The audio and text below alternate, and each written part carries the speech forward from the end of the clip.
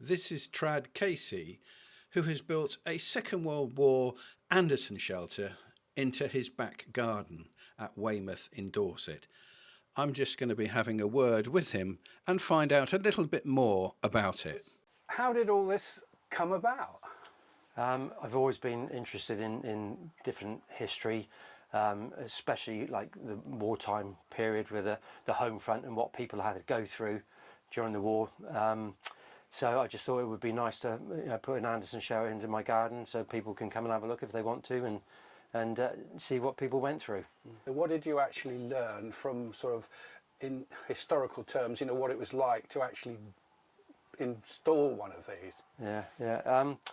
Well, it was hard work. There's a lot of clay here, so I dug it out by hand on my own, and it was a lot of hard work. This is mainly a replica shelter, so the galvanised is a lot lighter than what would have been. So that made it, I could do it on my own, where normally it would take two people to put it together. So yeah, it was just difficult. I can't imagine what it was like doing that and knowing that you was doing that and bombs going to be dropping anywhere around you. I mean, for me it was just somewhere to, once it was all done, to sit in and have a beer and maybe cook some spam on my wood burner, so a lot safer. Yeah. So in terms of sort of social history, there's you would need your neighbours probably, or your friends or colleagues, to come and help install it. Yeah, I would say so. Yeah, it wasn't a one-man job, So you've learnt that, sort of from a very practical point of view, that Yeah, definitely. And obviously I do go online and learn from that what people had, how they did it. So before I started doing it, make sure it was put down to the right depth and everything. You basically dug a hole 3 to 4 foot deep, kept all the earth, and assembled this into the hole. So can you go through some of the items that are actually here in the shelter today? Yeah, there's all sorts of things.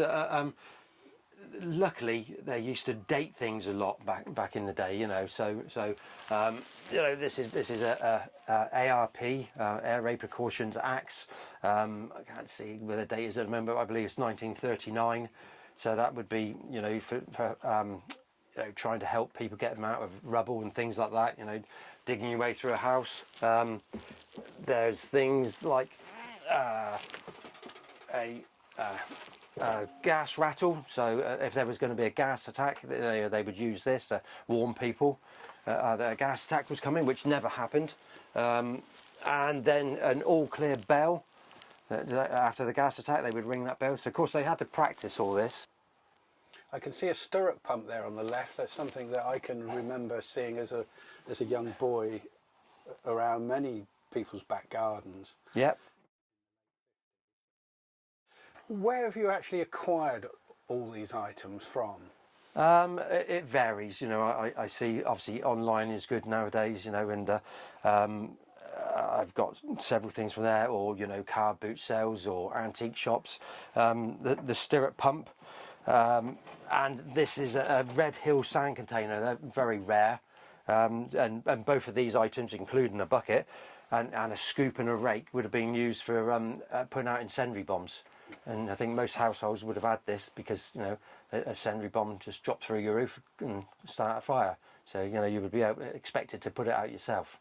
So where do you go from here then, in terms of collecting? I don't know. I mean, I'd like to do more, but obviously room is running out, and my very understanding wife is. I probably can't push her too far, so it's difficult really. I'd like to do more.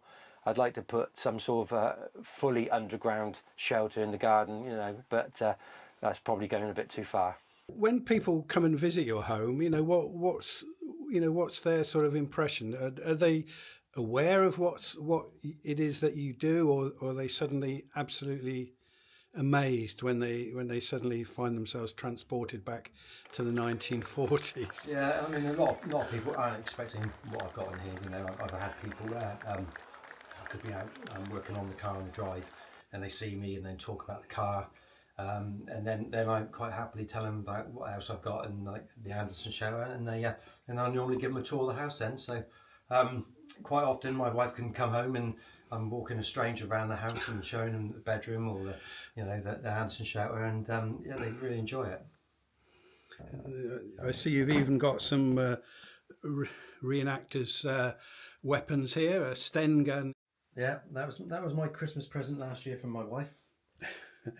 What she buys the man that has everything? Well, that's it. Yeah. A Sten gun. A Sten gun. I did ask for it.